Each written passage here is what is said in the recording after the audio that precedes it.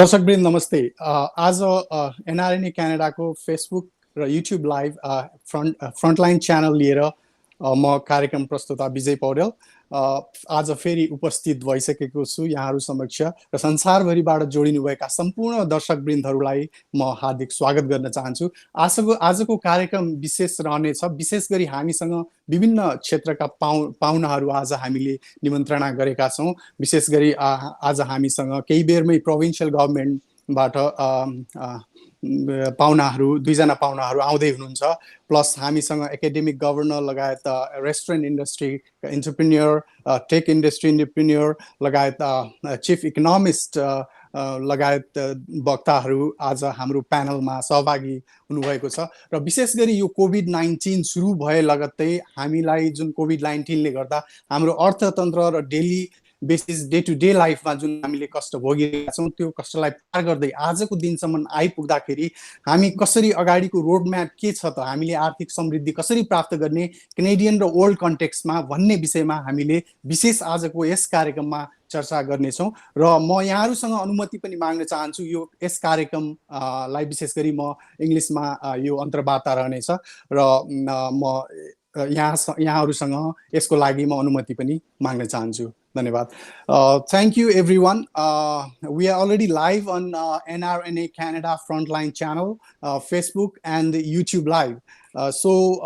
My name is Vijay Paudel. I'm the Vice President of NRNA Canada and the host for the rest of the hour for this program, especially the panel discussion on roadmap to economic recovery. So since the beginning of COVID-19, our economy was put into medically induced coma. I would say it's a medically induced coma. So till now, approximately 620,000 people have died all over the world, and it still continues to affect the life of many Canadians and people worldwide. So on this context, we need a high level of collaboration and support between the government, business, and the civil society to get the confidence to get back into our economy and get back into our day-to-day normal routine. And obviously, our normal way of living a life has been changed. And our guest will tell us about how we're going to proceed further and what are the future of our economy and how it looks like in the future. So today we have a distinguished guest from provincial government, chief economist, entrepreneur from restaurant and tech industry, and the academic governor. So it's our pleasure to have a distinguished panel, and I am delighted to see you all here. So welcome everyone. Thank you. Welcome. Thank you. Thank you. So I'm going to introduce all the panelists one by one. We are still waiting on Minister Prabmeet Sarkaria and MPP Deepak Anand. I guess as per the Prabmeet is on the meeting with the Premier. So they will be joining in a while. So before that, I'm going to introduce our panelists, our distinguished panelists. So number one, I would like to introduce Mr. Dr. Aditya Jha. He is a CM LLD, is an Indo-Canadian entrepreneur, is a philanthropist and a social activist, CEO DZ Market International Inc. USA, chairperson POA Educational Foundation, a global charter. And there are many awards and honors. Like this program is not even enough to introduce him, but still I'm going to go to a few of them. So which is he's a champion of public education in Canada, the Learning Partnership Canada 2013, member of Order of Canada 2012, and that's the highest honor, a civilian honor, and honorary Doctor of Laws, LLD, Global Indian Award 2011, top 25. He has won top 25 Canadian Immigrant Award, and Technology Achievement Award 2004, Indo-Canada Chamber of Commerce, CEO Award 1998, President Club 1999 of Bell Canada, and several philanthropy work in Nepal, India, and Canada. So next, you can just wave Dr. Aditya so that everyone knows you. The next, I would like to. My ancestral village is in Nepal. My ancestral village is in Nepal. and I carry an NRN card, and I am right now in Kathmandu, calling from Kathmandu, Nepal. Yeah, thank you so much. I'll come back to you. So before that, I'd like to introduce our next panelist. He's Dr. Trevin S. Stratton. So he is the chief economist and vice president of policy and advocacy at the Canadian Chamber of Commerce.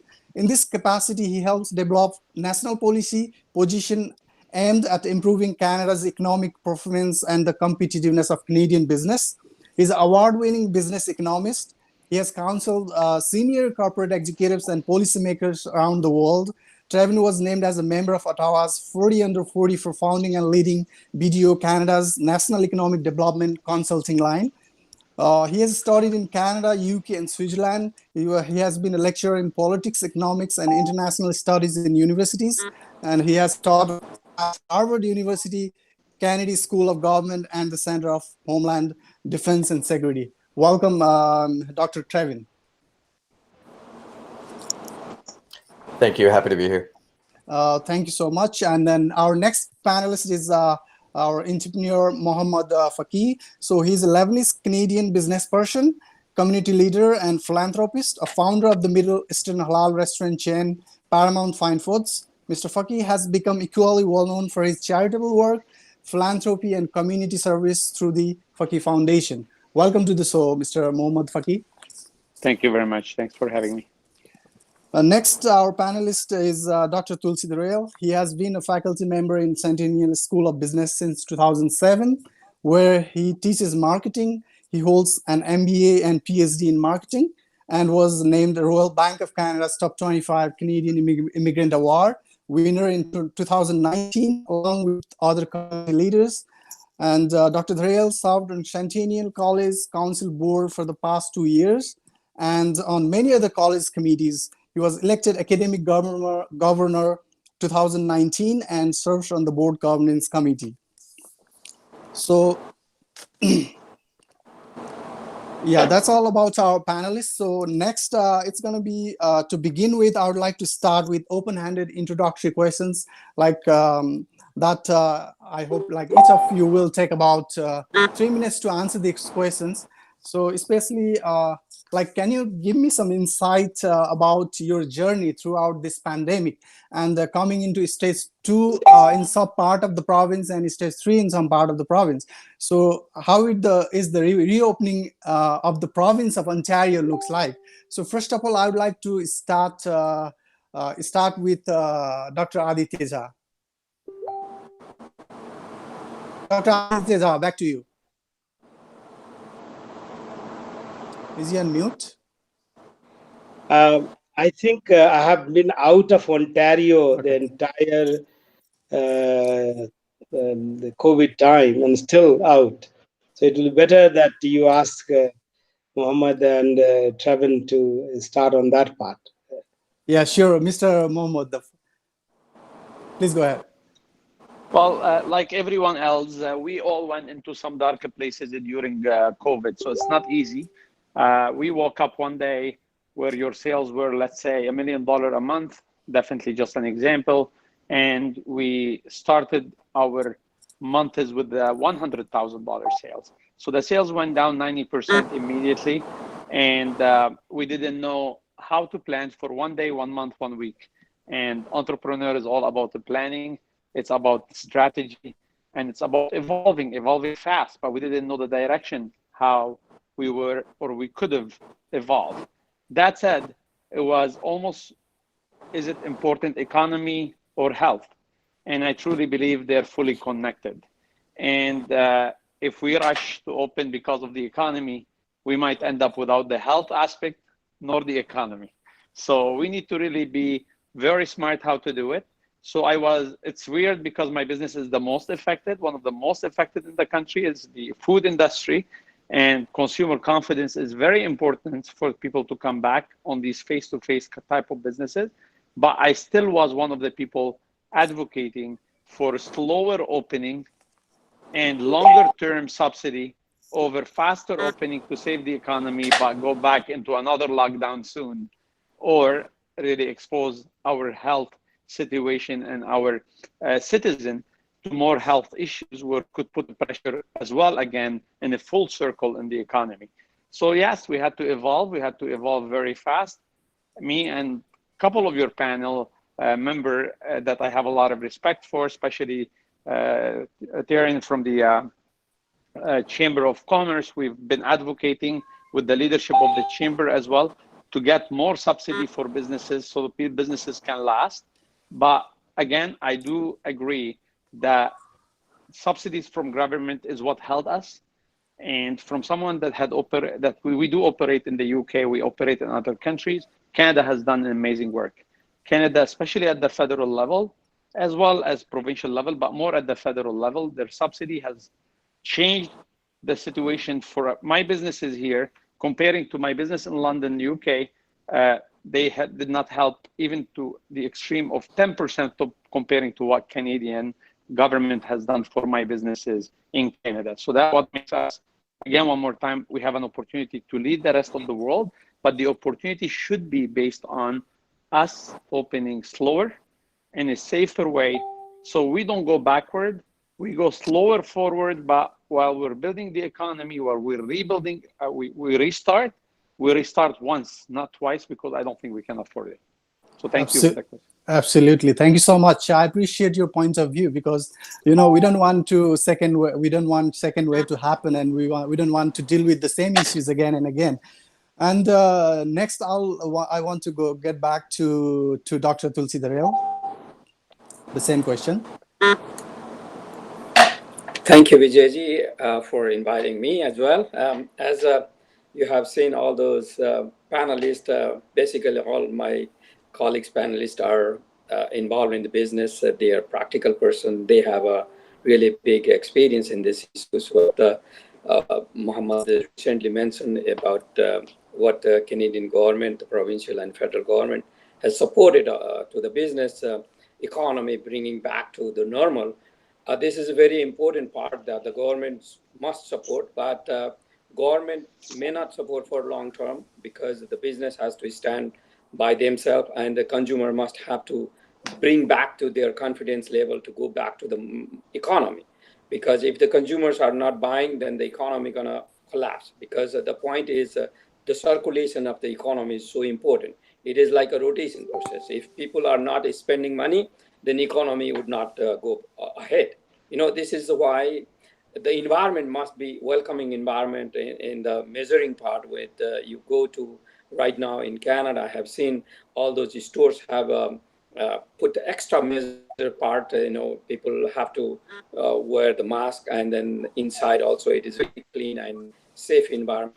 That confidence level have to be maintained to bring back to the economy. After that is for sure the productivity, the employment, and then extra skills is important right now. Extra skills means you have seen that almost like 100% online shopping has been increased during this period of time. You have seen that. So the online businesses are making so good business than the business which were only relying on the store-based business, because people are even buying a food for $5 lunch.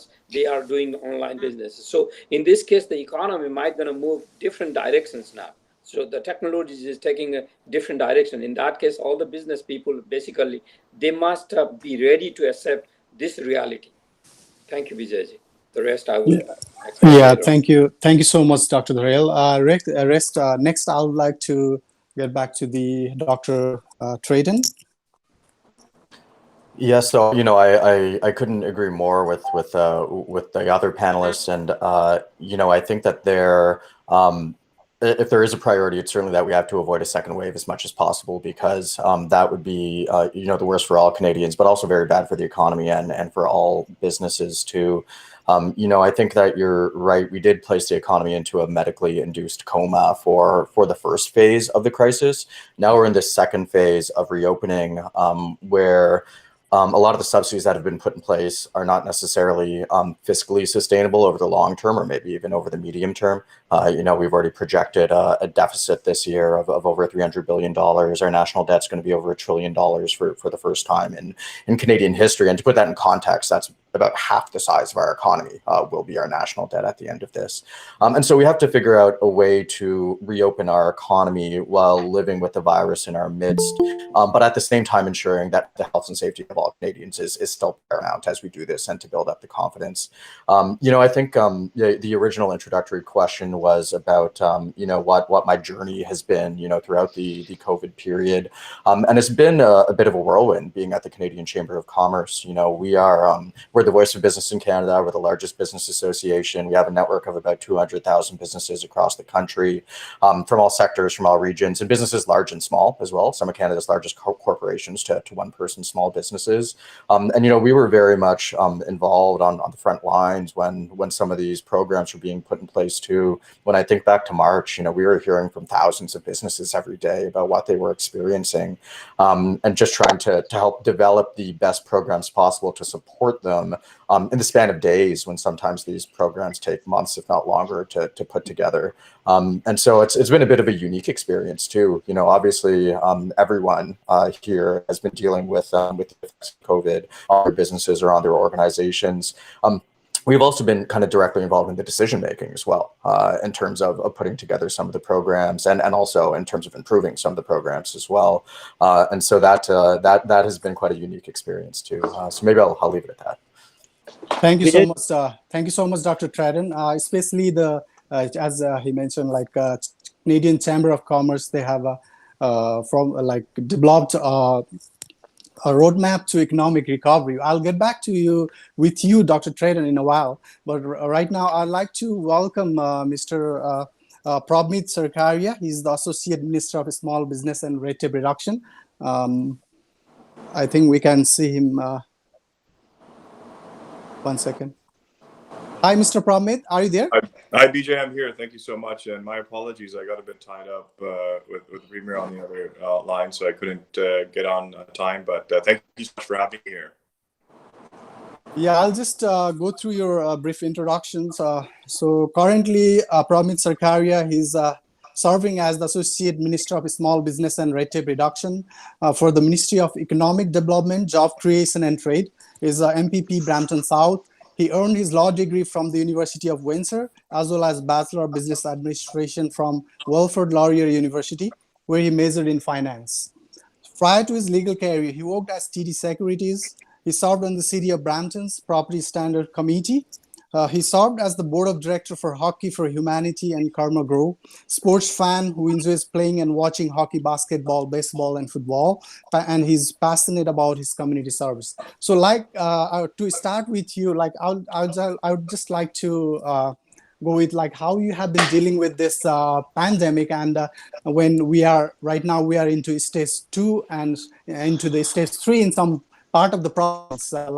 What would you like to say, when we are at this stage? How you have been dealing with this?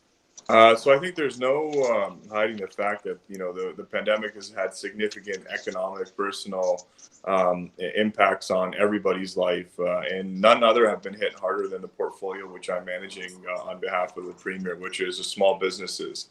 When you look back at in the month of March, we had significant sacrifices that were needed to be made by business owners, and it was for the betterment, I think, of the province and for the health of all Ontarians and Canadians, that we needed to take and do what we had to do, and take those drastic measures.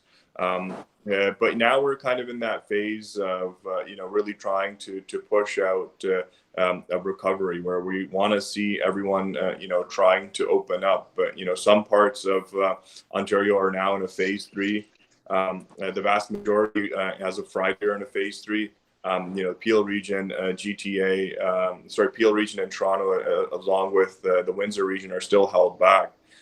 But I think it's important that we look towards opening up right now. We've seen a significant amount of job losses in the previous months.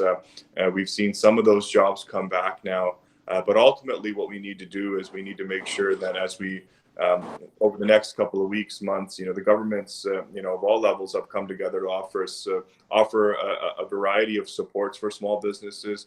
Whether it's been in the form of tax deferrals, whether it's been in the form of commercial rent relief, whether it's been in the form of programs like Digital Main Street, which are helping small businesses go digital. There's been significant investments, but I still think there's more that needs to be done. I think when we look at what small businesses represent to the economy, what they represent to just the I would say cornerstones of our communities, our main streets. There's still a lot of work to be done, and that's why I've been engaging in consultation. We've done over close to 100 roundtables now, I think, with businesses, spoken to hundreds of them, probably over 1,000 businesses. Continue to go out and meet with them and see how we can kind of use this and really pivot. There's a lot of conversations we can have on a macro level as well to see how we can move Ontario forward. When we talk about, domestic supply chains, how can we, encourage more domestic supply chains to be created or strengthen those? We saw what the impacts of, individuals south of the border, or the president south of the border, when he tried to prevent PPE from coming to Canadians. So this offers an opportunity for, companies, local manufacturing companies, local companies in Ontario to produce that and to strengthen those supply chains. It also forces us to look outside and see where we can join forces with other companies and supply chains to make sure that we're never in this predicament ever again. So I think even in times when there's a lot of despair, there's a lot of uncertainty, we can always try to use it as an opportunity to make it an advantage for us somehow. And so that's what we're really focused on, right, from the government of Ontario, is how do we get our economy back on track? And when we do, what are the policy levers that we can pull from our end to strengthen that economic base right here in the province of Ontario and make sure we get good high-paying jobs to continue to invest here in the province and move forward. Thank you so much, Pramit. Especially during COVID-19, yes, we had to work together. We have to collaborate together to get out of these situations, and so that we can have a better economy in the future. And before that, I would like to get back to Mr. Aditya. Yes, Dr. I think Aditya. at the right time I should take my turn. The perspective I bring is totally different. What I realized during the COVID, that there's no longer one economy. There are islands of economy. And I, coming from technology, even I was shocked when the situation hit. And for 10 days, I was in daze. What do I do? Because I have employees in 9 countries. And our customers, subscribers are in more than 100 countries. And so I was very nervous. And after 10 days, we started, everybody started from the home in every country, those 9 countries. And 80% days, I said, okay, the way to cut my cost is let me reduce the number of hours. And so all over like these 9 countries, people were working 4 days a week. And between March to April, I saw the growth of revenue. From April to May, I saw further growth of revenue. From May to June, I saw 40% growth of revenue. And then we have plateaued.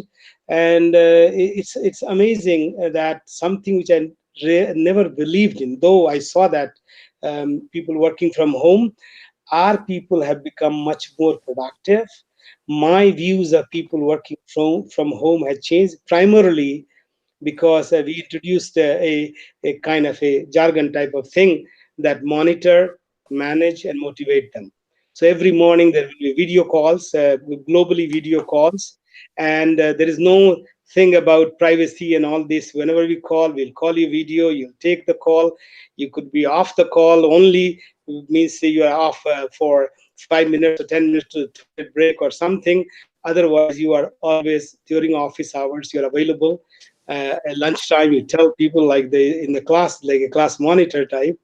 And at the end of the day, every day we have a review session, and that has worked. And people's morale, I thought they will be a little bit upset that why we are monitoring so much, because I wanted to monitor, I wanted to ensure that nothing goes wrong, and it has worked. It has made me believe that I'm now seriously, because we are in a venture round and to raise some serious funding.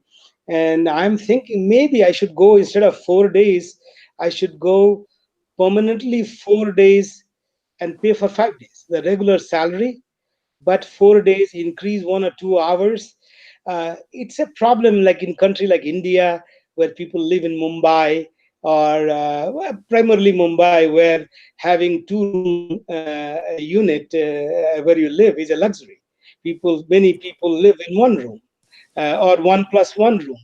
And but still people have cooperated, families have cooperated, kids have cooperated. It's been an amazing discovery for me. And I think we have this tendency of broad brushing the predictions about the state of the economy and health. I hope, and with Prabmeet here, I would say that maybe we have an opportunity in technology side, that how we should focus and isolate and say how we support these guys, because they don't need to be in the, like, I don't have the challenge of what Muhammad has. He's a big challenge he has. I don't have that challenge. And our outreach, his, if his Mississauga store can cater most of the people from Mississauga, I am catering to more than 100 countries. I wish I could have the number of customers more from each of these countries, but I have reached out. So I think it has opened up a window that your field is now the world. Literally, it's no longer a jargon.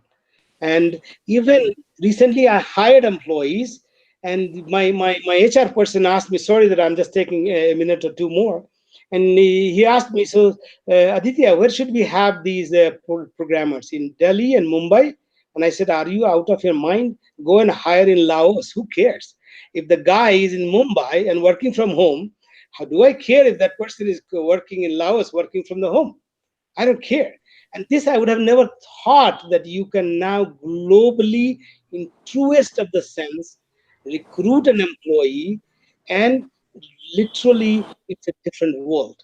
And I wish our policymakers can put this kind of a cap and think, oh, we have a segment of economy which we can do things totally different.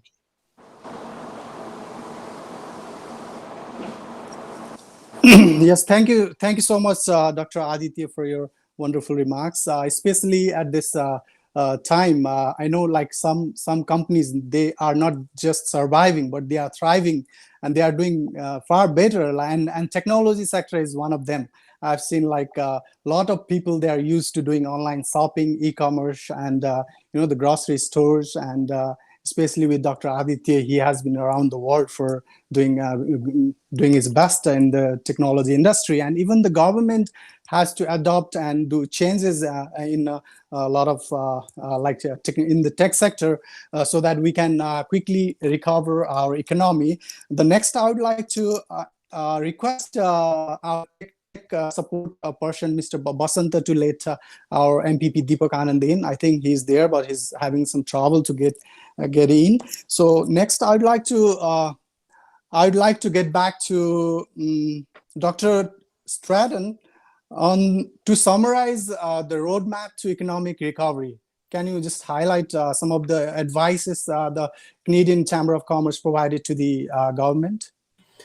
Yes, and I think that in some ways it definitely touches on what Dr. Aditya was mentioning as well, because I think obviously this is one of the largest economic downturns in almost a century, and I think for a lot of Canadians, it's hard to think beyond the here and now. But we do need to start planning for longer term economic recovery, and also start considering the big picture things that have changed. And certainly technology is one of those. First of all, I think what we are going to need to focus on primarily in Canada is getting Canadians back to work. Our workforce is not necessarily going to be the same when it comes time for recovery. In the span of 1 month, we went from one of the tightest labor markets in Canadian history to over 3 million job losses in the span of about 6 weeks. And what's going to be very important is that a number of people are not going to necessarily have jobs to come back to. A lot of the programs that have been put in place, like the wage subsidy, will hopefully help bring Canadians back to work. But they're still going to need, we're still going to need a lot of upskilling and reskilling initiatives for a number of Canadians that don't have a job to go back to as the economy is adapting and changing. Yeah, I just want to interrupt you for a moment. Like, right now, lots of people are in EI and CERB. Like, that's making them to stay at home rather than going to work. So what's your comment on that? Because the government provided the benefit to the employees like CERB, then came the business support. So what's your comment on that? Yeah, so I think at the beginning of the crisis, the first phase, a lot of these supports were necessary because businesses were facing severe liquidity challenges. If they didn't have some of these supports, they would have just shut down, and there wouldn't be employers to go back to. It was very important to be able to maintain the connection between employers and employees through things like the wage subsidy, and certainly it was very important, as an economist, to still have consumption and demand in the economy as well, and that included Canadians still having paychecks and a number of Canadians that have lost their jobs. Now that we've entered this new phase, we need to move from subsidies to growth. And certainly, the most recent federal fiscal snapshot may have demonstrated that a lot of these subsidies aren't necessarily sustainable going forward for very much longer. And so the first step of that was the changes that were made to the wage subsidy that were announced on Friday last week and that were passed by the House of Commons on Tuesday. That has a ranking model. As your revenues go up, if you're a business, and as you start to reopen, conceivably your revenue should start to go up, hopefully, then your wage subsidy will start ramping down, but you'll still have access to it, even if you have a revenue decline of below 30%. At the same time, what hasn't been announced yet, but what we need to do is also start tapering off the CERB. Because it's creating distortions in the labor market. I hear this from businesses every day that they have difficulties being able to bring employees back to work because of some of these supports that are in place. And this needs to happen at the same time. And you mentioned EI, in theory, CERB shouldn't even been necessary if the EI system was actually working properly. And so we certainly need to recognize that as we're doing these two things, that some Canadians are going to fall through the cracks and they will not have jobs to go back to, and they are still going to need support. And so this really speaks to the need to reform our EI system with a really strong upskilling and reskilling component that I mentioned earlier. Thank you so much. I'll come back to you again because you are the author of Roadmap to Economic Recovery, and this whole program is about that. And right now, I'd like to introduce MPP Deepak Anand from Mississauga, Malton. He's right here. He just joined us. Welcome, Mr. Deepak Anand. Thank you, Vijay. Yeah, thank you, Vijay. I don't know if you can see me. Yeah, you can see me, I guess, now. But thank you for this. I see most of the familiar faces on the screen. Minister Karya, we are so proud of. The only minister we have from Peel who is doing an incredible job. He's been leading the Peel. So I was hearing from Dr. Cha. He's been an incredible support to the community. I just want to say quickly in 30 seconds, what we learned from the COVID is, although, Dr. Jha was talking about, it doesn't matter where the person is sitting, as long as the work gets done, that's what it cares. But at the same time, what we learned is when it comes to the essentials, rely on the people around you. I mean, let's put in perspective. Let's say there is no power. When there is no power, there's no internet, what are you going to do? How can you have the Zoom meetings and stuff? You might have to run to a neighbor to knock the door and ask for help.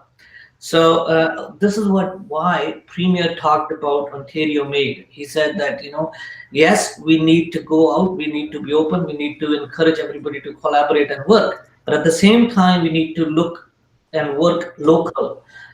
So that's something which I would encourage Ontario Made. I mean, those people who are listening right now, especially are from Ontario, and this is a high time. This is the time when, if you were thinking of starting a career, you were thinking of getting into a new venture. What COVID has shown to us is many things. The first is prevention is better than cure. I mean, we talk about the social distancing. It's one of the best medicine we have right now available for this. And the second thing we've seen is that there is no barriers. You can achieve anything. Who would have thought that we're going to have a virtual courts or virtual parliament? Now we have those things. So I think this is a time which I would say, I won't say COVID was good. COVID was extremely bad, but what COVID has given us is a silver lining that there are certain things, many things we can achieve under pressure, and which I know Mr. Sarkaria have covered a lot. He is going to be covering a lot.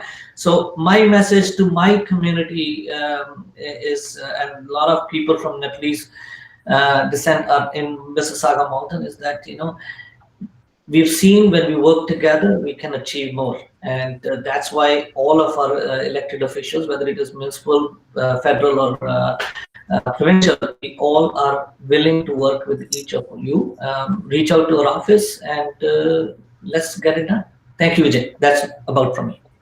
Thank you so much, Deepak Anand. I would like to briefly introduce yourself as well, because I couldn't get to that part. So he's Deepak Anand, MPP from Mississauga Malton. He's currently serving as the Vice Chair of the Social Policy Committee as well, and he's a special advisor to the Ministry of Economic Development, Job Creation and Trade. Deepak is a chemical engineer from Punjab University in India. He earned his MBA degree from Schulich School of Business in Canada. Before he elected, he was involved in a lot of social organization. He was a co-chair of Malton Building Community Project, founder of Meaningful Media, producer and host of Radio Search. He involved in e-seniors learning. He was teaching computers to seniors. Callers can talk, engage children with autism through painting.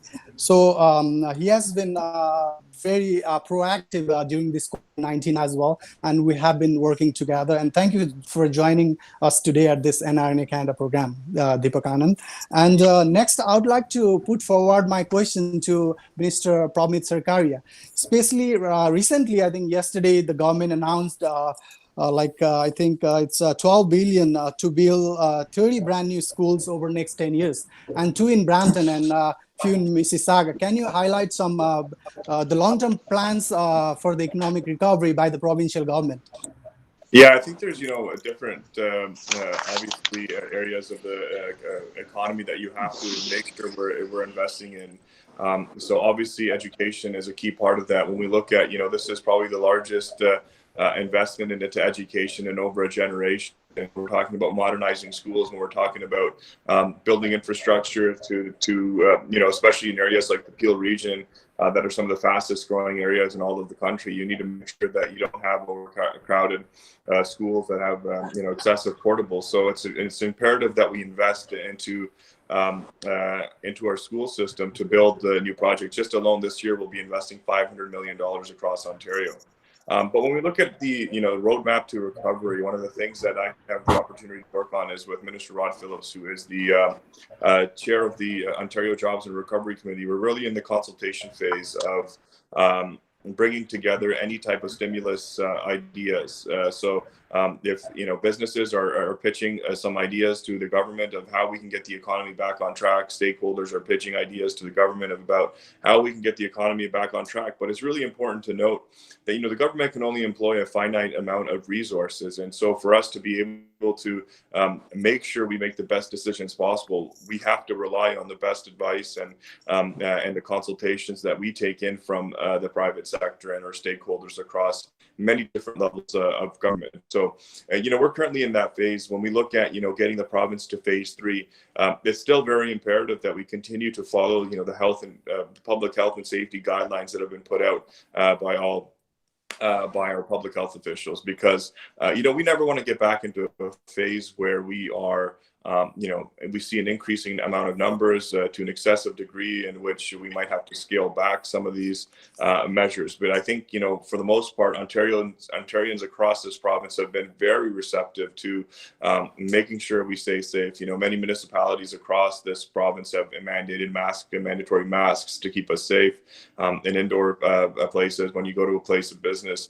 So this is all going to be a very key part of it. And I'm really proud of Ontario. I'm really proud of Canada and where we've come. You just got to look south of the border to see, what the really the difference. You have strong leadership from Premier Ford here in the province, trying to keep everybody safe, balance the economic interests with the health, but primarily making sure that everyone's health and safety is first and foremost.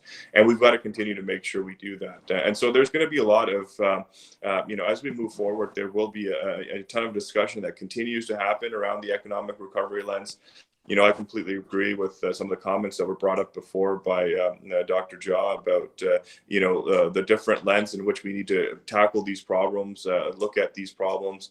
And I'm confident that, when we look at technology and we look at the advent of technology and the advantages that it can really bring to us, and how we can kind of use that to our advantage, even when we're thinking of, from a policy lens, sometimes we don't take that into consideration. So we should do that, and government should be better at doing that. And we've also got the help of my friend Deepak Ananda, our MPP from Mississauga Malton, in advising our team and the Premier, and as well as the Jobs and Recovery Committee, on how from a specific angle, he's focusing a lot on both the Ontario and India trade. So he's got a lot of good work there, and how do we expand opportunities for export for some of our businesses here in the province. Only 5% of businesses previous to COVID were exporting outside of Ontario. So those are, great ways for us to kind of really look at advantages, where do those opportunities exist, and then be able to support our businesses in this recovery towards doing that. Thank you so much, Pramit, especially during this time of COVID-19, during the pandemic. Like we have seen all the layers of the government, they have been working hard, and they have been working collaboratively. So everyone collaboratively. So the next questions I would like to put forward to Mr. I don't know, like Pramit or Deepak can comment on it. Like it's more of the school reopening plan. Like when is the school reopening? What are the plans? Deepak. So the school reopening plan is going to be very critical. Or sorry, Deepak, you can go ahead if you want. No, go ahead. Any one of you, yeah. No, please, go ahead. It's going to be, so there's going to be more details announced on this coming week by Minister Lecce. So what the process to date has been to really, we've received the report from Sick Kids. We've had the opportunity to speak with our public health officials. And it's really critical that we get it right. We'd love to see a circumstance where kids are back in school 5 days a week. But there's going to be an opportunity for us to now have those discussions. The finalized plan is being put forward. And so you will hear more about that finalized plan as it makes it through the health, the tables, the command tables, and the officials. So, stay tuned in the next week, where Minister Lecce will outline that plan, and there will be more information on that, and we'd be happy to share it with you and your members soon. Thank you so much, Pramit. I just want to add that, Vijay. I mean, we've seen one thing during the COVID-19 was the health and the safety of the resident is extremely important. We talked about economic recovery, but even when we talk about the economic recovery, we talk about health and safety of our residents first. So there is no difference in schools as well. I mean, let's be honest, Premier wants to open up the schools 5 days full time. Even the whole, when we talk about the new normal, even under the new normal, we as a government, we want to go back as quick as possible to whatever the new normal would be. But then at the same time, we have to balance between the health and the safety and well-being of our children, which is most precious to us. So that's what we're doing is, as Minister Sarkaria talked about it, we had the opportunity to meet Minister Lecce. He was in Mississauga day before yesterday, announcing, as you just said, that we're opening up 30 new schools, fixing new 15 schools, creating 900 more spaces. And out of that, actually, one of the schools is on the Alum Drive here in Mississauga. Two of the schools in my riding, St. Valentine and St. Gregory, are the two who's going to get the funding. So all this put together, we want to assure you, we want to open up the school as quick as possible and as much as possible. we have to balance between health and the safety of the people as well. Absolutely. Thank you so much, Deepak. That's what our parents want to hear, because we didn't hear anything about the school reopening plan. But the priority of the government always has been the health and safety of all the Canadians so far. And we will be hearing about that soon, as Deepak said. So next, I would like to add on, Deepak, maybe you can comment on it, like there is a COVID-19 alert app for the contact tracing, and that's going to help in business reopening as well, right?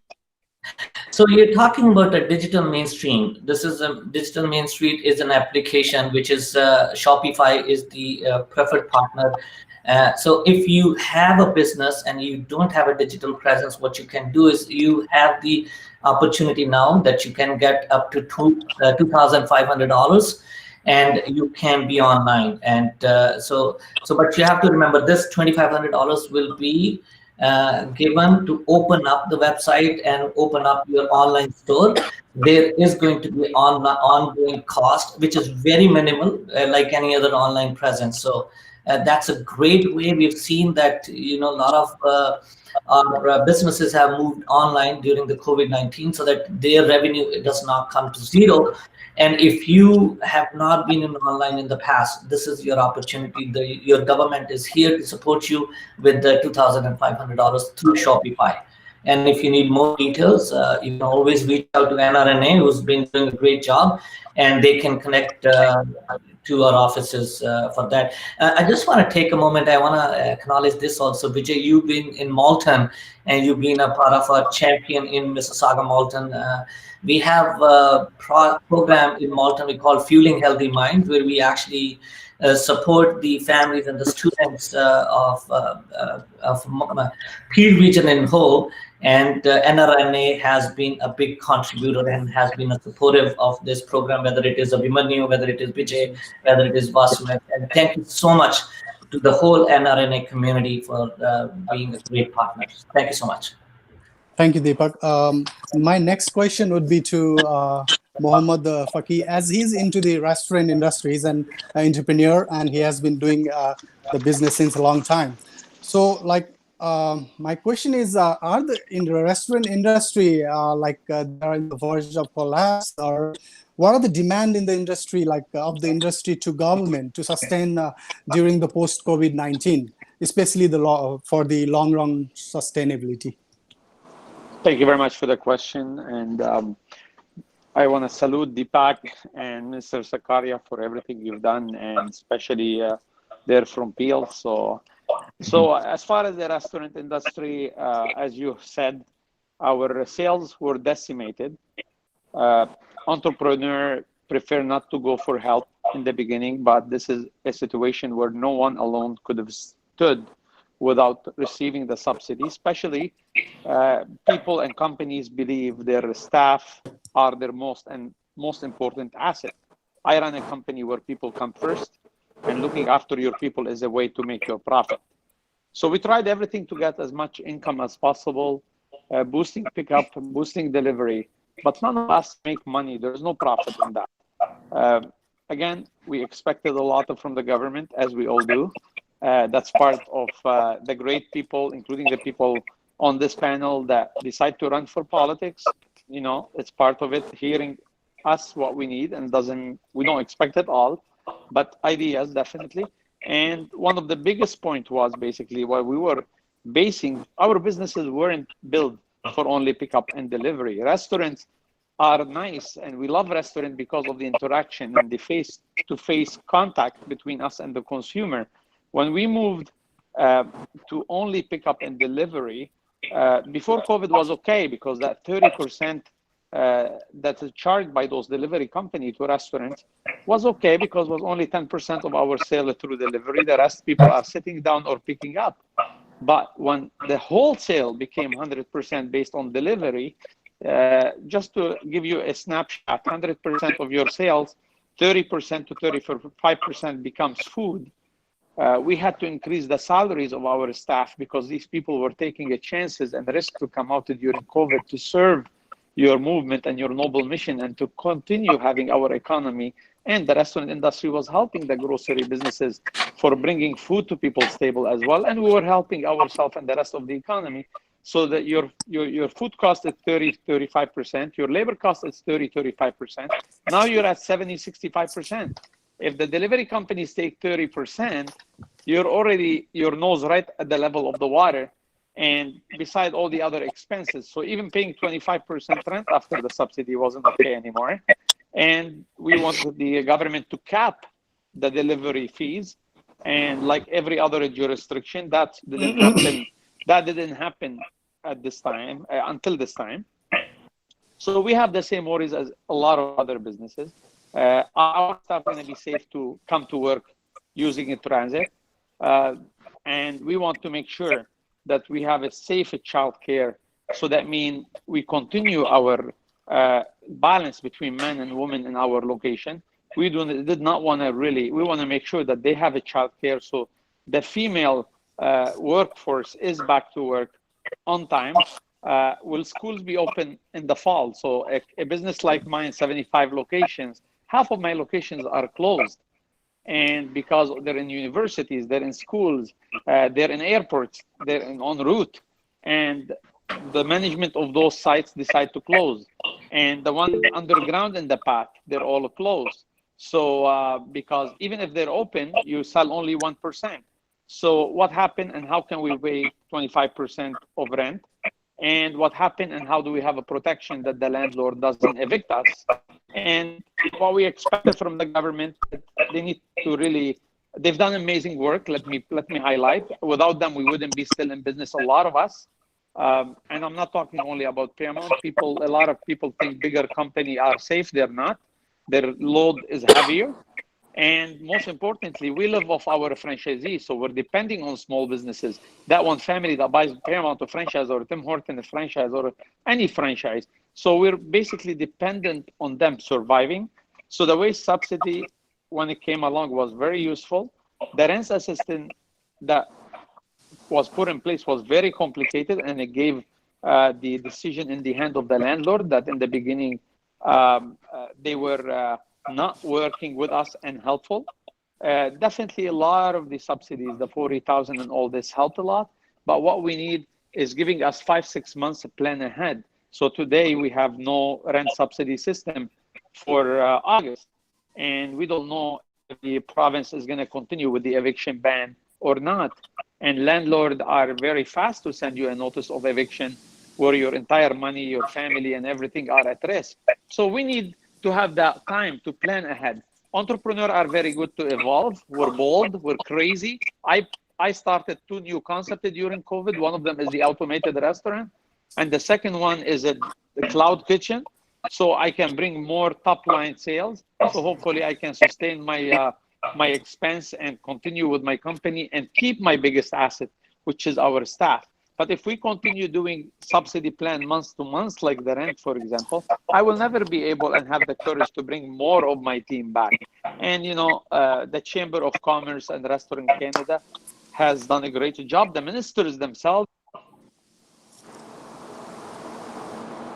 But we just expect a little bit faster. We just expect a little bit faster action on the subsidy and longer term subsidy. So say that the rent is subsidized, sliding a scale till December. So we plan and we adjust our.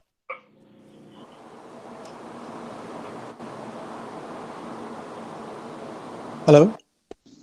Sorry about that. So we adjust our cash flow monthly until we get to the recovery. Yeah, thank you so much, Mohammed.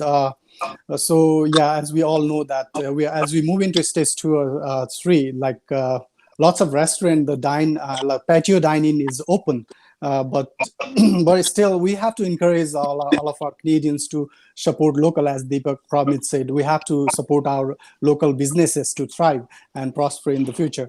So next, I'm sorry, I just need to make a comment about what you just said, because it's a panel discussion. Right. And I had an article on Globe and Mail, and I specified that when the government says it's open, it's going to be the most dangerous part for businesses to stay in business. Because the last 4 days when it rained, we had 0 business in Ontario. So all of a sudden, our expenses are higher than our income. So let's support more local for sure, but let's do not forget, when the government says it's open on TV and on their paperwork, it doesn't mean business owners are okay. It's going to take us another year and a half before we go back to 85% of our sales, and restaurant only make 8 to 12%. So we need 88% of our sales before we are able to even just be at breaking even point and zero profit to our pocket. Yeah, thank you so much. I think the MPP Prabmeet and Deepak is hearing on that. And lastly, I would like to, as Prabmeet and Deepak has to leave in a minute, so I would like to hand over to Prabmeet and then to Deepak to make a final comment on this. Thank you. Yeah, thank you. First of all, I just want to thank Mohammed. Thank you for being very candid with your discussion there. I've taken a couple of notes on that, and I have to say, the biggest industry that's been hurt the most probably since the start is the restaurant industry, because as soon as emergency orders came forward, it was the restaurant industry that had to close its doors. So. I hope and at least in the Peel region, when we get to a phase 3, will help kind of with the indoor dining, will help you kind of recover. But I completely understand your sentiment around how quick we need to be, the extension of them around all the issues about getting supports to business owners much quicker. So I've taken that down as a note, and I will definitely, try to apply that in our discussions, in our programming, our application. But I really want to take an opportunity just to, first of all, even thank you for your leadership during this, pandemic, because I know you've really stepped up to the plate and given back. You're community leader in the Peel region and Mississauga, across all of Ontario and the country, and a lot of people look up to you. So thank you for doing what you've done and supporting us. And I'll just be very brief as we just to wrap up quickly, is to say that the government, we really don't have a playbook for a situation like this. There's never been a circumstance where we've had a situation or the extent of the pandemic like this upon us, but we're committed to listening, keeping our the lines of communication open with all of our teams and our stakeholders and individuals across many sectors. So never hesitate to reach out to my office, to our team with those suggestions, and we'd be happy to facilitate and take all of that into consideration as we move forward. But thank you for giving me the opportunity, DJ, and an absolute pleasure to be on here with so many esteemed guests. Before you leave, if you have 2 minutes, I have 2 suggestions to share. Of course, please. Yeah.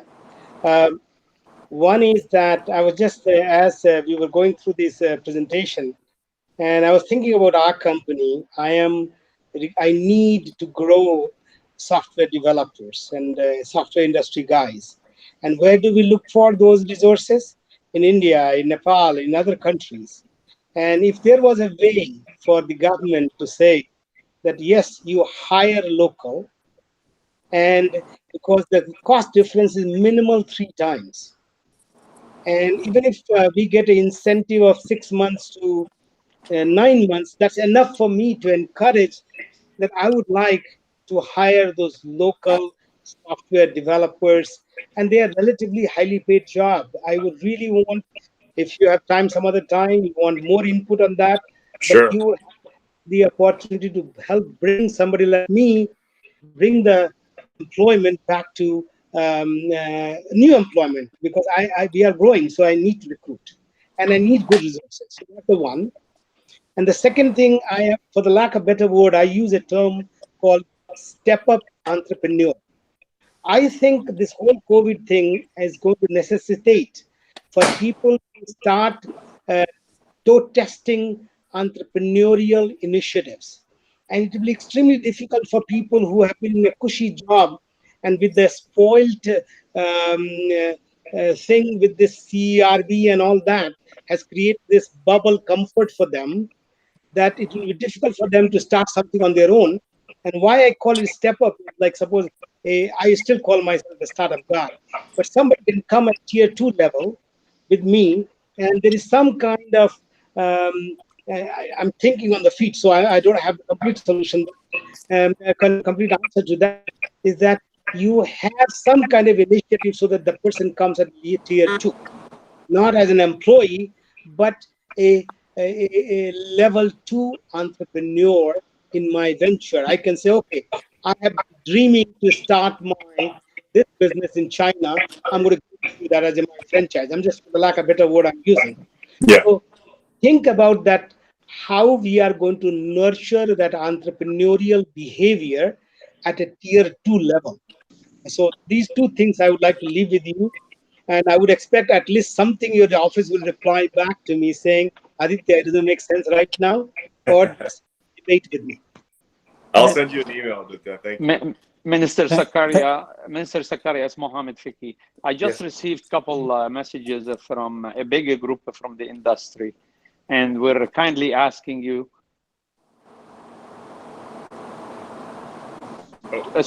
A bigger group of the industry to take a very, very serious thought about capping delivery platform to 12% until December. You will save businesses and you will save a lot of jobs if you were to advocate that, even if it could be not on your platform as a minister, but you're a minister and you have bigger voice than all of us together collectively.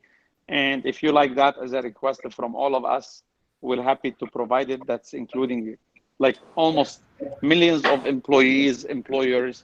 I'm part of a group of that, of the restaurant industry and hospitality, and definitely the chamber is helping us.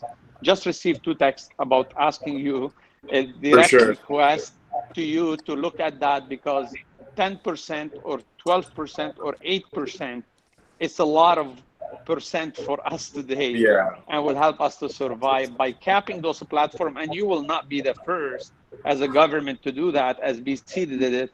All the US is doing it, and a lot of other Canadian provinces has done. So thank you, and I'm sorry that I held you. No, we're working together, of course, always. And thank you.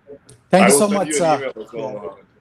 Yeah, thank you so much. As I said, it's always a collaborative approach from businesses, government, and the civil society. So lastly, I would like to go with Deepak Anand, as he has to leave, to make a final comment before he leaves. Thank you, Vijay. And Mohammed, I want to tell you one thing. You have a voice and you use it. And Dr. Chai, we are good friends also through Deepak Ruprel, and we know, you've been very active in the business and entrepreneur community, and you still call startups. So thank you for being a startup. Dr. Tulsi, I know you through the academics, and we've met it multiple times. I think what we have learned. I mean, I apologize, Trevin. We are meeting for the first time, so what Mr. Sarkaria talked about was that it's always a collaboration. We, as a government, can only act if we know the ideas, and we can know all the ideas, and all ideas come through the businesses, through the community, and through the academicians like Dr. Tulsi. So all we put together, we can. And again, let's continue this conversation. Mohammed Faki, the suggestion to you would be, why don't you start your own delivery company with all the collaborative industry group that you have, and make sure it is a community service and put a cap of 12%. So I would like to answer that, and to everyone listening, everyone is getting it wrong. The idea of the delivery. Right. So the idea of the delivery is not about how do I deliver my shawarma to you. People think that we have less driver. We have enough drivers. We have enough technology to do it. The problem is that this platform, before COVID, has taken the time to spend millions and millions of dollars to own the customer's business.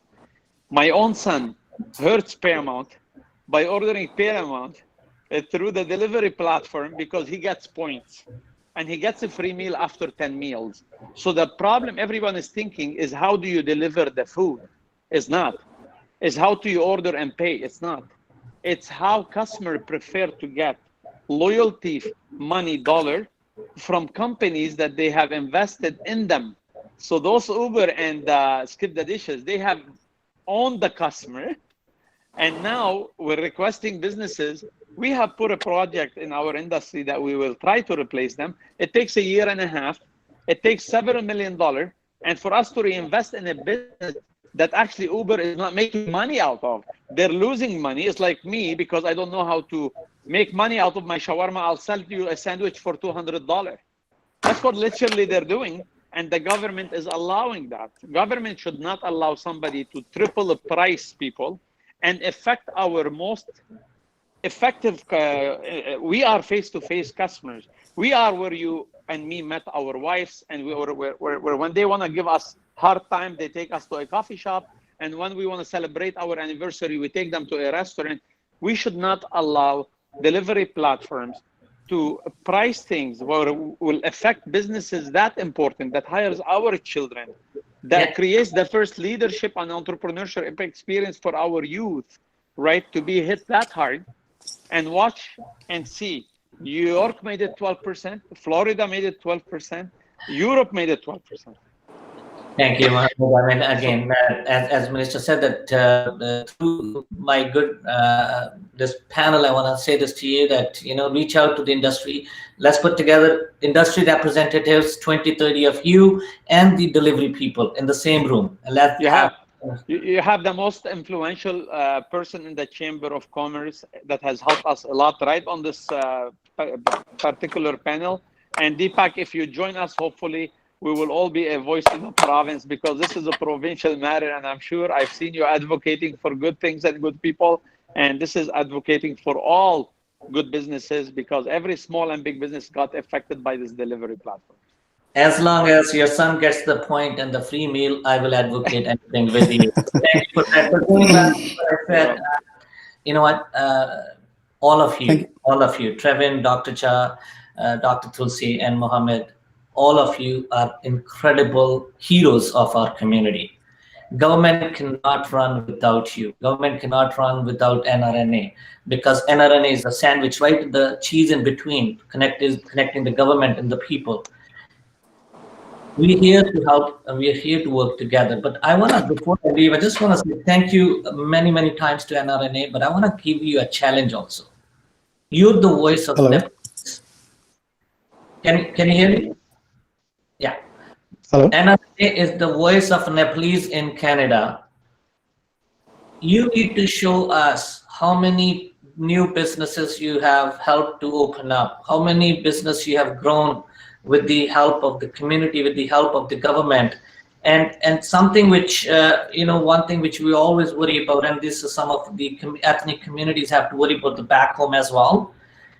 So how we can help the communities. I mean, I've been asking this many times in the past.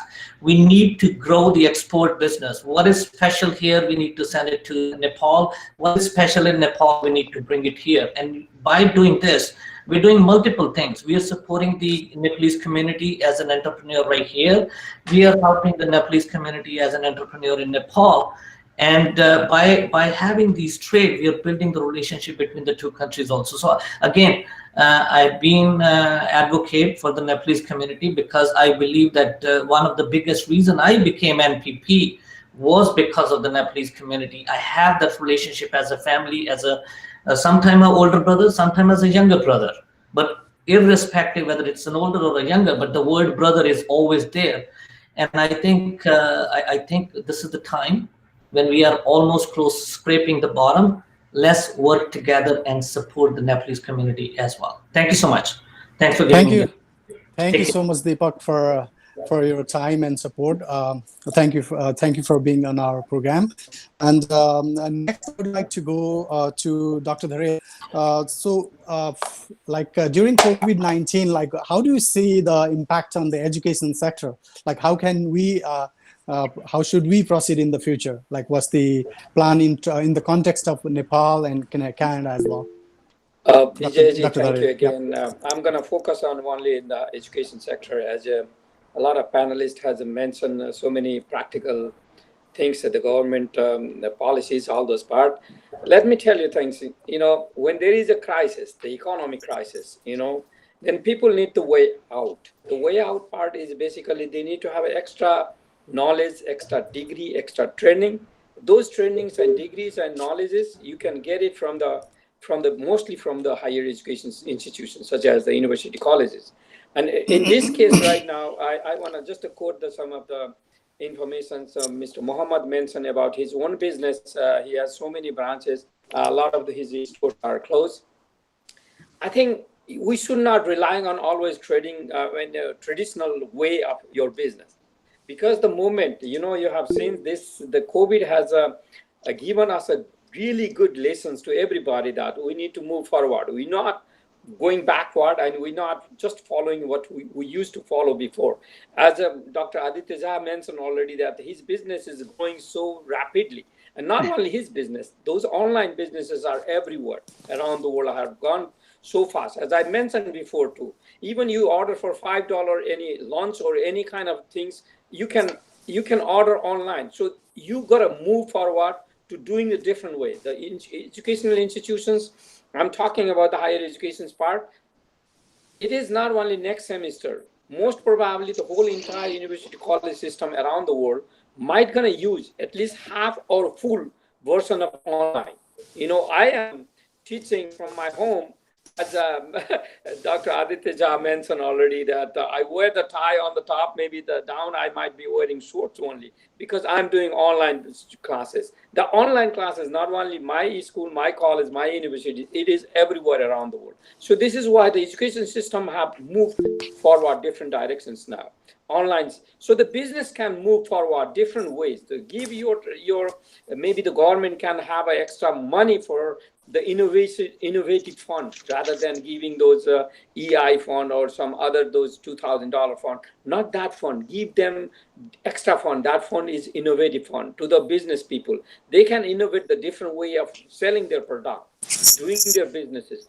That part is important for that. So education sector basically it must move forward. I'm sure that for next semester we will have a little less international student, but that is for the short term. For the long run, it is going to be the same way, but the system might going to move permanently different direction than we used to have in traditional way.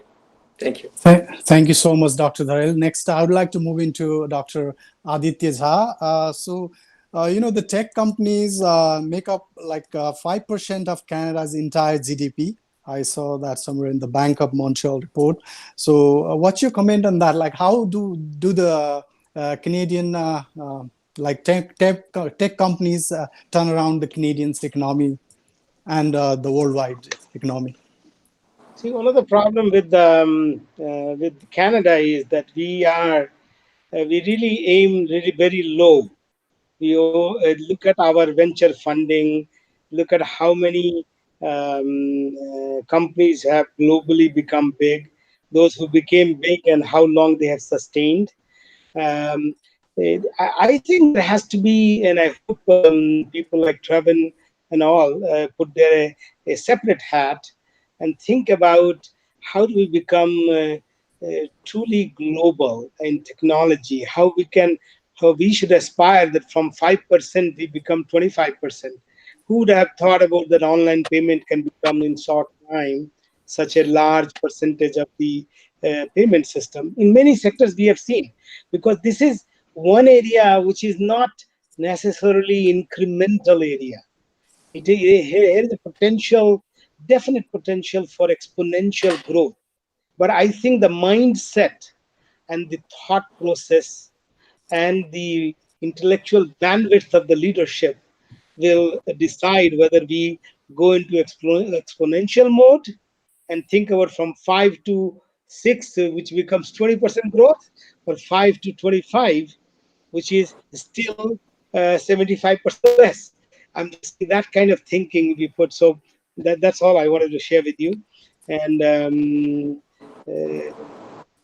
we will hopefully we'll meet during better time and face to face. Thank you. Thank you for. Yeah, thank you so much, Dr. Aditya. Yeah, right now you're in Kathmandu, as you mentioned before, but still you gave us a time, and it's our pleasure having you here in the show. So next, I would like to join Dr. Stratton. There, when we are talking about the economy, there are like so many internal barriers about the interprovincial trades. So what's your comment on that, Dr. Trevin? Oh, this is one of the this is low-hanging fruit to get to economic recovery and to increase our economic growth. You know, the estimates of the impact of reducing interprovincial trade barriers in Canada is about 4% to our GDP. It's, you know, in some ways it's easier to trade with some other countries than it is within our own country. This has to do with trade, it has to do with labor mobility, it has to do with a lot of things. And, you know, this is an issue that we've had for decades that people have been talking about. And we just really haven't been able to get the federal and provincial and territorial governments to agree on what can actually be done.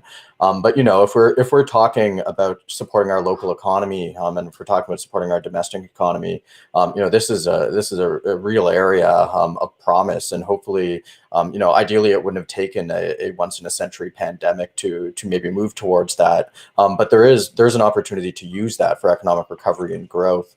And if I can actually touch upon what Dr. Zhao was just mentioning as well, you know, this is going to be a very important piece of recovery. And I think, you know, you mentioned the tech sector is 5% of our economy. I try not to think about tech as a sector. You know, tech is a tool that cuts across all sectors. And if we're looking at economic recovery and if we're looking at innovation, that's going to be a very important part of it too. It's how do we apply technology and innovation to our mining sector with smart mining? How do we apply technology and innovation to our agriculture sector with precision agriculture? You know, and these are the big questions that we're going to have to think about in Canada. And it really does touch upon what Dr. Zhao was mentioning. Certainly improving our venture capital ecosystem is going to be very important. I think that tech transfer or commercialization of the research that we do in Canada, we're very good at doing R&D. We're very bad at turning that into commercial activity. And so if we can improve that, if we can have broadband access across Canada so that rural communities are able to play a part, like things through Digital Main Street, if we're able to have 5G and millimeter wave technology across the country for the thing like Internet of Things, for advanced manufacturing, and to apply it in our physical environment, you know, there really is an opportunity for economic recovery in this space going forward too. Yeah, thank you so much. You know, like as we are dealing with the COVID-19, you see the mostly affected, the health industry is affected. And then like you see, like in the future, we need investment in health related research and development to protect people and the economy for future pandemics. So how do you view that, like in the future, like what should be the government's priorities? Dr. Trayton? Yeah, so it's, you know, there are a few issues at play, and I know that we kind of have talked about the domestic aspect a little bit, but if there is a move towards producing things domestically within Canada, you know, I think medical equipment, supplies, vaccinations, personal protective equipment, certainly the crisis has demonstrated the value in ensuring our access to that, whether it's through domestic production or whether it's through being able to source it from abroad. You know, that's going to be a very interesting question too when it comes to if and when a vaccine is created. You know, what is the importance of having clinical trials in Canada so that we have access to vaccines in the event of future events like this taking place? You know, the lasting impact of a pandemic like this is that resilient and efficient healthcare systems are going to become an even greater competitive advantage for nations. And governments are going to need to think about the speed and agility with which they need to react to make public health decisions and provide financial relief to individuals and businesses. And doing so is going to involve revisiting policies on critical healthcare infrastructure, strategic reserves, key supplies, and the need to ensure domestic production facilities for critical medical equipment. And so, you know, I imagine that there's going to be a big push for that going ahead. Yeah, thank you. Thank you so much, Dr. Trayton. So next, I would like to move to Dr. Mohammad Faqih. Hello. Hi, Mohammad. Are you there? Yeah, I'm here. So, like, I think we are almost to the end of our panel discussion. I have lots of questions. We can keep going this conversation because it's a big topic, right? So, like, what's your comment? Like, finally, on the what's your advice? Like, basically, you are into the restaurant industry. So, we need to, what we need to do? You know, we need the flexibility in our business model as well, because we have seen the pandemic has taught us a lot of lessons. And I can see, like, even I'm a big fan of yours too. I follow you everywhere. Thank you. And then And then like I have seen recently you have changed your business model. Like you have, I think it's called Box or something. Yeah, Box. I didn't Yeah. change my, yeah, I didn't change my Okay. business. I didn't change my business model. What I Hmm. did, and entrepreneurs, like I said, they're bold, we're touch crazy, we move fast, definitely. But I have two sides of this answer. One, I need to answer Dr. Tulsi. Hmm. Definitely, we need to do business differently. Definitely, we don't need locations and the same square footage. But the difference, uh, two comments on this panel. It comes a little bit of forgetting about the past is attaching us with an anchor, and we're just coming out of it. And the anchor is 5 and 10 years leases. So yes, we're doing things differently to make up for the expenses created by rent of a square footage we're not using.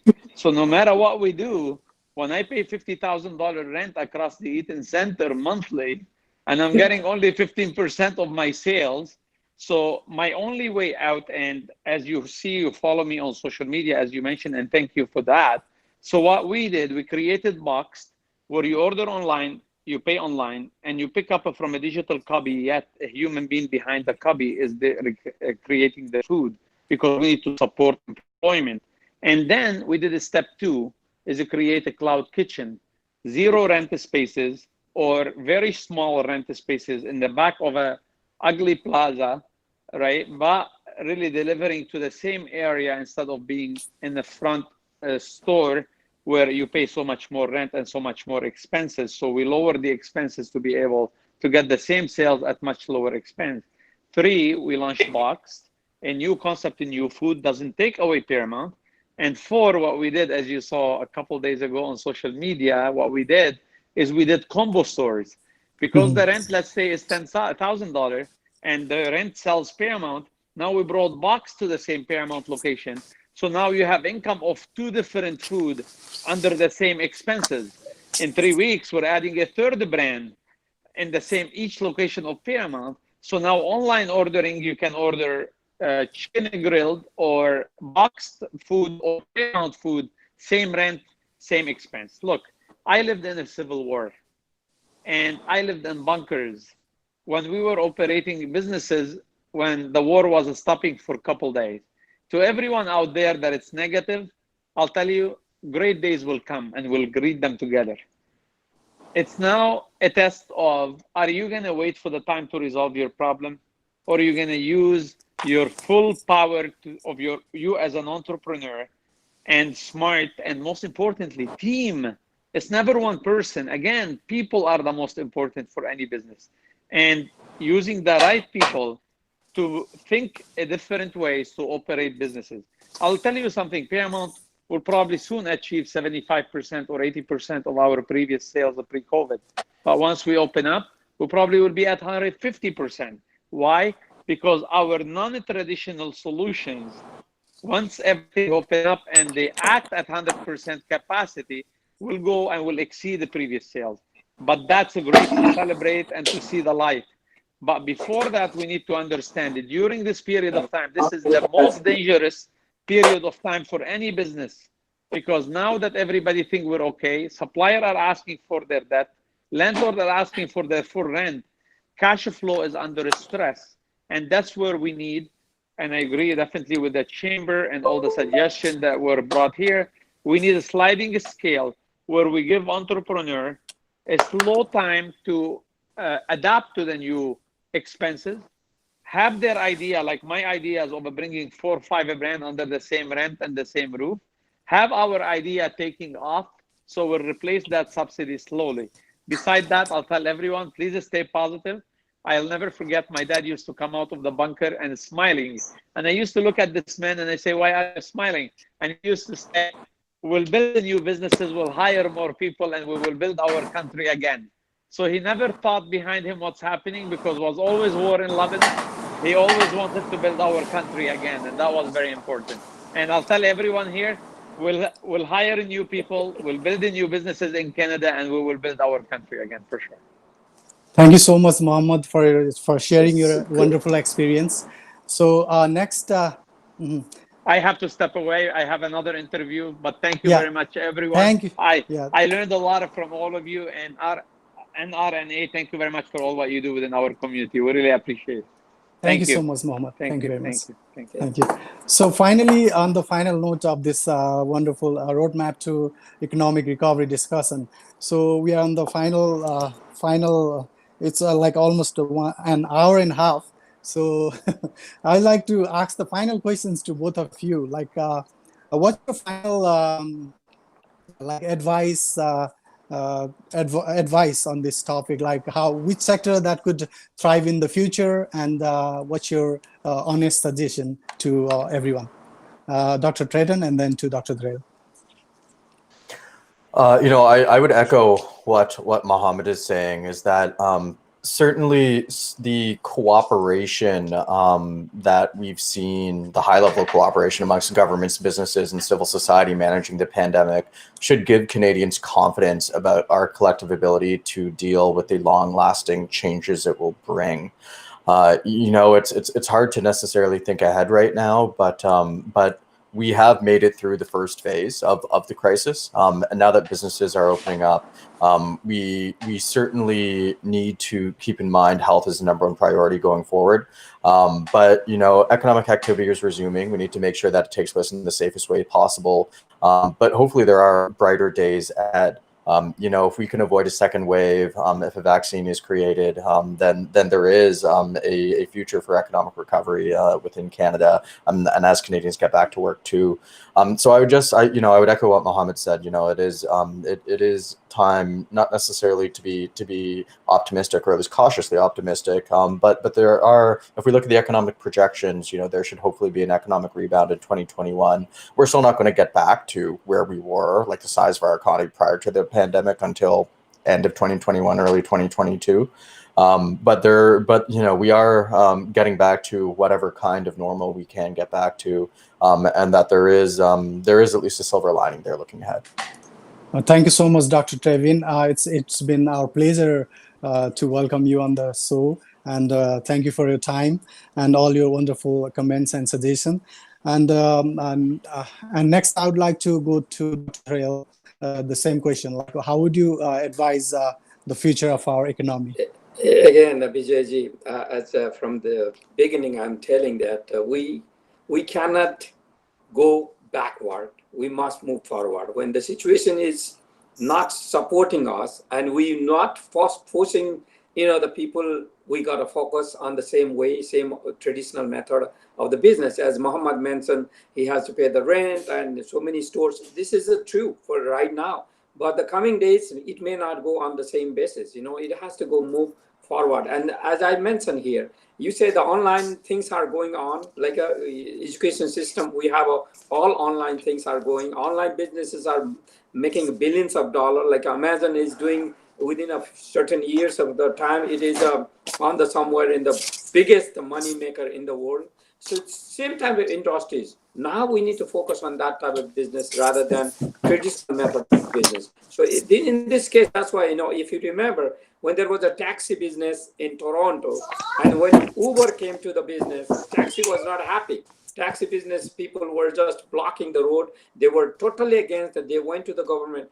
This you cannot stop. The innovation cannot be stopped. Innovation must move forward. But that case, the government, some government agencies, or maybe the supporting agency must support certain amount of money, a certain amount of those facilities, and that way we can move forward. And as I said, the college university has already started going to online classes. So now those people who are getting EI, those people who are getting those $2,000 extra money, these people must go to the college or university to get the extra degree, extra training, extra skills, so that they can move forward in the coming days ahead. So I'm sure that, Vijayji, it would not be the same type of business what you used to have before. It is move forward, and it has to be go ahead. And doing that type of business is very important. And this is the reality, is that not only your community, my community, or anyone community, it is a global community. They are moving different direction than what we used to have before. So this is why the economy must move forward, And this is the way you and I working so closely, bringing back to the economy. So this is an important part, and thank you for bringing this really good topic here. And then the panelists were extraordinary people. You brought a really good people in this team. Thank you. Thank you so much, Dr. Dharel. Yeah, as Dr. Trevin said, we need to upskill and reskill, and we need to have a flexibility in our business model. And things are changing, and we need to change in a new COVID-19, post-COVID-19 situation. So I'd like to thank all of you, all the panelists, including Prabmit Sarkaria, Deepak Anand, Dr. Trevin, Dr. Aditya Jha, Mohammad Faqih, Dr. Dharel, and all of you for joining us today at this live session of from NRNA Canada Frontline Channel. This is basically the Non-Resident Association of Canada. We are uniting and all the Nepalese diaspora around the world, and we are almost in 82 countries. We have a network of people around the world in 82 countries, and we are joining the Canadian economy as well to give a hands-on. So thank you for this wonderful discussion, your time, suggestion, and advice. And I'd like to thank the provincial government as well. And we'd like to see you in the future for this kind of session as well. And thank you for your time and support, Dr. Treden, Dr. Dharel, and everyone that came as a panelist today and gave their time and support. Thank you so much. दर्शकवृन्द आज हामीले विशेष गरी roadmap to economic recovery भनेर यो जुन post COVID-19 पछाडि यो जुन economic डामाडोलको अवस्था छ त्यसलाई हामीले समृद्धितर्फ अगाडि बढाउनको निम्ति कैनेडियन कन्टेक्स्टमा अथवा ग्लोबल कन्टेक्स्टमा हामीले के कसरी अगाडि बढ्नुपर्छ भन्ने सम्बन्धमा हामीले एक्सपर्टहरूको ओपिनियन आज लियौं र यो कार्यक्रममा साथ दिने हुने एनआरएनए क्यानाडाका टेक्निकल साथी बसन्तजी लगायत सम्पूर्ण एनआरएनए क्यानाडाको टिमलाई पनि धन्यवाद दिँदै म आजको कार्यक्रमबाट बिदा हुन चाहन्छु. Thank you so much everyone for joining us, and I would like to sign off from this show. Thank you once again. Thank you. Bye. Thank you. Thank you. Thanks.